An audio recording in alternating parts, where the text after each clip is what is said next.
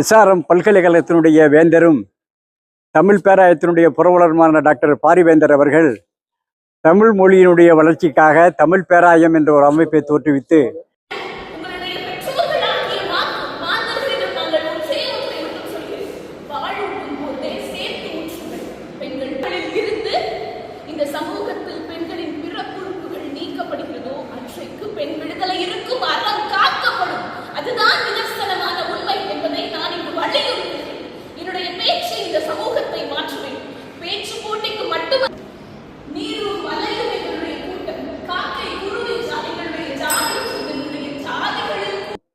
இதே போன்று பேச்சுத்திறன் மிக்க மாணவர்கள் தமிழகத்தினுடைய பல பகுதிகளில் இருப்பார்கள்.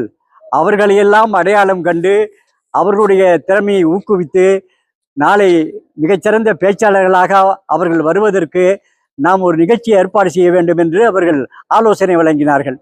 அந்த நல்ல ஆலோசனையின் அடிப்படையில் தான் சொல் தமிழா சொல் என்ற இந்த பேச்சு போட்டியை மாநில அளவில் ஒரு மாபெரும் மகத்தான பேச்சு போட்டியாக நாங்கள் இங்கே அமைத்திருக்கின்றோம். தமிழகத்திலே உள்ள அனைத்து மாவட்டங்களையும் பாண்டிச்சேரியும் சேர்த்து 9 மண்டலங்களாக பிரித்திருக்கின்றோம். அந்த 9 மண்டலங்களிலும் வெவ்வேறு தலைப்புகளை தந்து நாங்கள் பேச வைத்திருக்கின்றோம். இந்த போட்டியை நடத்துவதனுடைய நோக்கம் முக்கியமான 2 நோக்கங்கள் உண்டு. ஒன்று, மாணவருடைய பேச்சு திறனை அறிவது.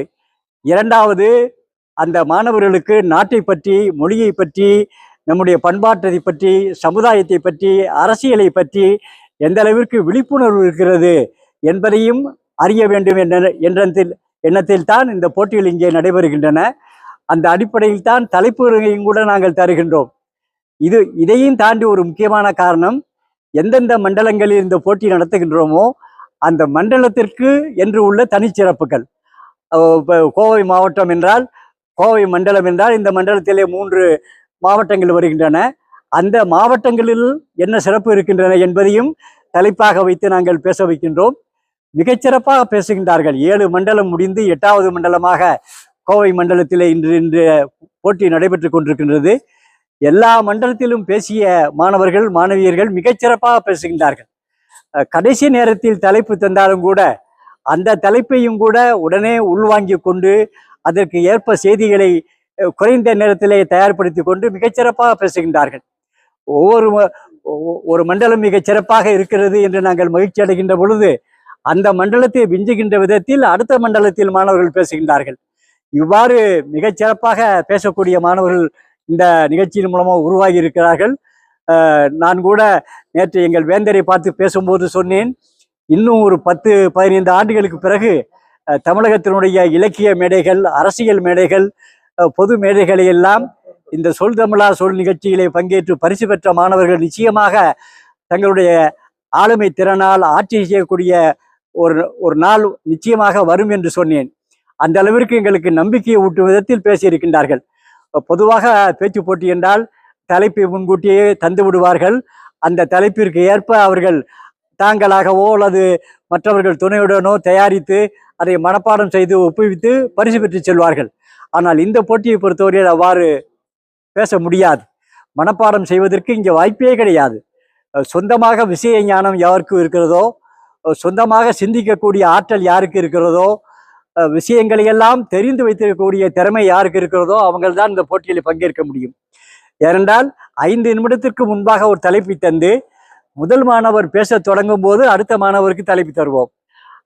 அவர் பேசி முடிப்பதற்குள் இவர் தலைப்பை உணர்ந்து செய்தியை தயாரித்து கொண்டு பேச வேண்டும். இது 2ஆம் சுற்று. 3ஆம் சுற்று என்பது விவாதம். ஒட்டியும் வெட்டியும் பேச வேண்டும். இன்றைய இளைஞர்களிடம் நாட்டுப்பற்று வளர்ந்திருக்கிறது என்று ஒருவர் பேசுவார், வளரவில்லை என்று இன்னொருவர் பேசுவார். அரசியல் தலைவர்கள் இளைஞர்களுக்கு முன்னோடியாக இருக்கின்றார்கள் என்று ஒருவர் பேசுவார், இல்லை என்று இன்னொருவர் பேசுவார். தாய்மொழி கல்வி அவசியமே என்று ஒருவர் பேசுவார், அவசியம் இல்லை என்று ஒருவர் பேசுவார். இவ்வாறு தலைப்பை நாங்கள் தருவோம். இந்த தலைப்பு எப்படின்னாக்க, 2 பேருமே மேடையில் போய் நின்ற பிறகுதான் குழுக்கள் மூலமாக தலைப்பை எடுப்பார்கள். அந்த தலைப்பை பற்றி அவங்க யோசிக்கிறதுக்கு 1 நிமிஷம் தான் தருவோம். அந்த 1 நிமிஷ காலகட்டத்திலேயே தலைப்பை யோசித்து ஒட்டியும் வெட்டியும் பேசக்கூடிய அளவிற்கு தங்களை தகுதிப்படுத்திக் கொள்ள வேண்டும். இதெல்லாம் திடீர்னு பேச முடியாது. ஏற்கனவே எந்த மாணவருக்கு, மாணவியர்களுக்கு நல்ல தெளிந்த அறிவு இருக்கிறதோ அவங்க தான் ஒட்டியும் வெட்டியும் பேச முடியும். மிகச்சிறப்பாக பேசுகின்றார்கள்.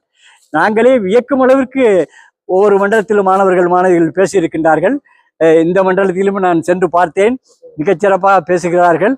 மிகச்சிறந்த பேச்சாளர்களை இந்த சொல் தமிழா சொல் நிகழ்ச்சியின் மூலமாக உருவாக்குகிறோம் என்பதிலே தமிழ் பாராயம் மிகுந்த மகிழ்ச்சி அடைகிறது. நன்றி.